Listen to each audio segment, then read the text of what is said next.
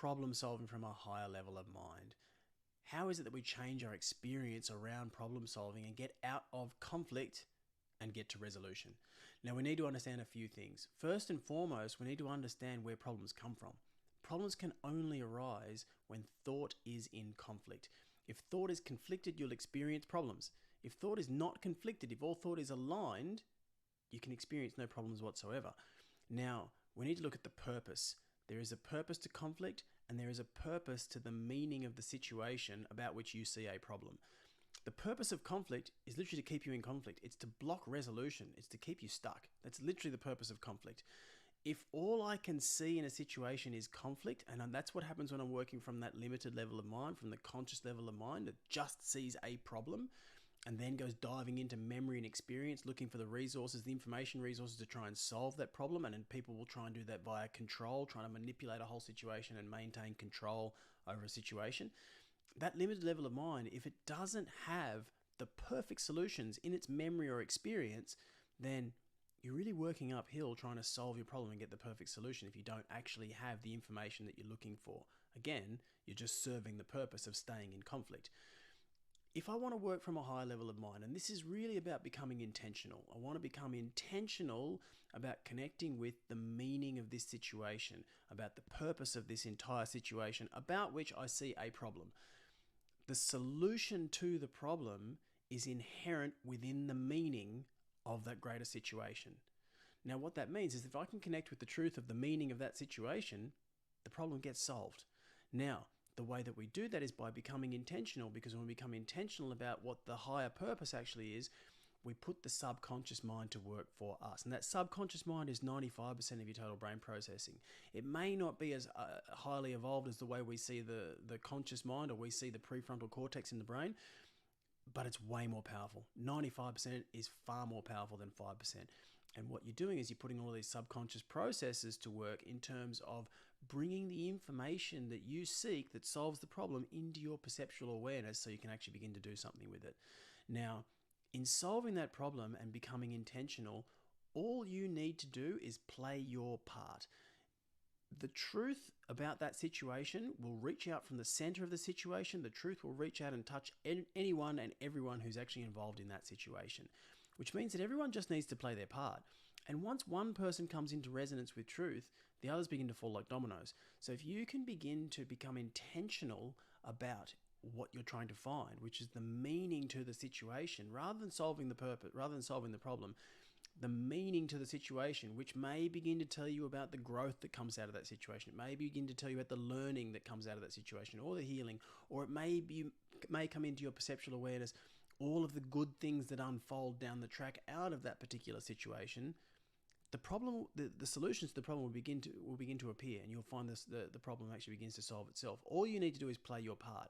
The guide to that, like any guide to truth, is peace. When you begin to find yourself feeling more peaceful about that situation, you're kind of on the right track to getting the solution.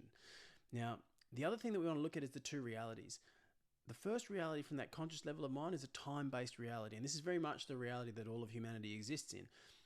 If you want to solve problems and you work from that conscious level of mind, you see effort. You see that you need to put thought effort. You may need to put physical effort towards solving that problem. All effort takes time, and that makes many problems seem really big and really insurmountable. When you shift to a consciousness-based reality, and this is very much the reality where all of humanity's problems are going to be solved, when you shift to a consciousness-based reality, well, it's like you're putting the invisible wheels in the universe to work for you. You are literally drawing on a higher level of mind, and you're pulling information into your sphere of awareness, and you're potentially sharing that amongst the group that you're involved in. And I'll just give really quickly a quick anecdotal experience of this, because I personally have been involved in a group where for 12 months we were literally developing this heart-brain coherence and just a very different paradigm of thought and problem solving around larger planetary problems. And we literally spent 6 months getting past ego, getting past that lower level of mind. We didn't actually invest any time in that first 6 months towards problem solving. All we did was just work out how to communicate, how to get past that conscious level of mind, past that conscious level of noise, And once we did that, communication in the group completely changed. And we found in really, really short spaces of time, we were able to come up with these really amazing solutions to problems that none of us had really ever considered previously. And we were literally drawing information into our awareness from something higher, from somewhere else. We were drawing information into the group, and everybody seemed to understand whose turn it was to speak, or when one particular person had the information that needed to be listened to or heard on any given day. And there were some days when you just wouldn't speak yourself because you just weren't the one to be channeling the information. You just sat very passive, and at some point your opportunity to play your role would come up. And it's very much just tapping into that high level of mind and then allowing the subconscious to kind of guide you. The guide that you're going to follow in exactly the same way as you do with all truth is peace. You're literally going to follow peace as your guide. So when you begin to feel more peaceful around that situation, you pay attention to that peace that you're feeling, and you just play your role. Whatever actually feels right to you in that situation, whether you feel intuitively guided to look at new information resources, or you feel intuitively guided towards a particular action, or you feel intuitively guided towards speaking to a particular person, or connecting other people within that circle, helping other people to play their role in that situation. Whatever actually comes to you is actually the way to go. So become intentional, allow that information to come for you from a high level of mind, allow it to come into the subconscious, and just sit there until such time as your conscious mind can begin to get an understanding of that information. But we need to be intentional about what we're actually doing, which is getting the meaning to that entire situation, because as we said, the solution is inherent within the meaning. And that very much is a different and far more peaceful and far more efficient way to go and solve problems. And one extra little giveaway as to how you can actually connect with truth is just some really simple techniques. What you can actually do is go to heart-brain coherence. If you can actually bring the heart and the brain into coherence, then you have a far greater connection to truth, and you'll have a far greater awareness of it. And so if you're asking for the truth about the situation, that's kind of a great place to start.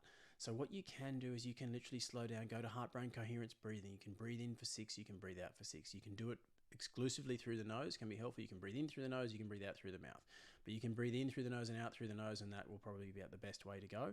You can add elevated emotions, and then once you've added the elevated emotions of either gratitude or love or compassion, once you're actually feeling like you're dropping into that state and you feel the world kind of slowing down, you can then begin to set your intention towards what it is that you're actually looking for.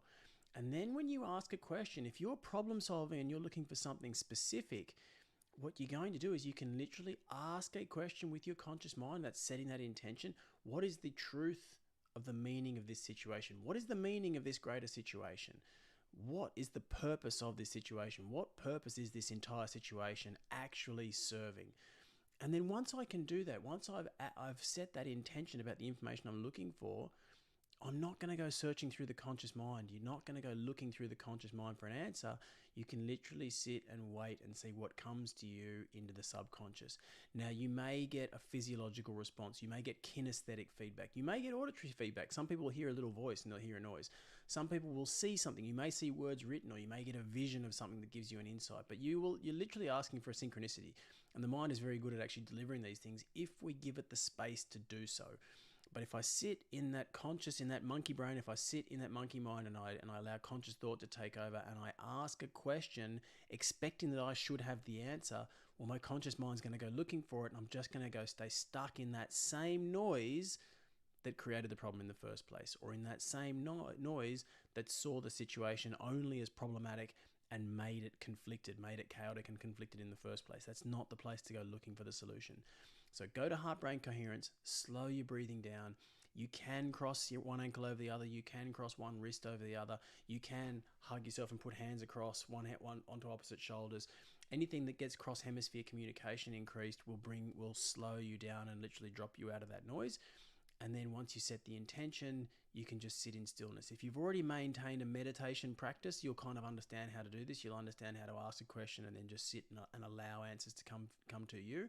But that can be a really powerful and simple way to actually help yourself tap into truth and really allow, as we said, allow that peace to be your guide to finding the truth about that situation.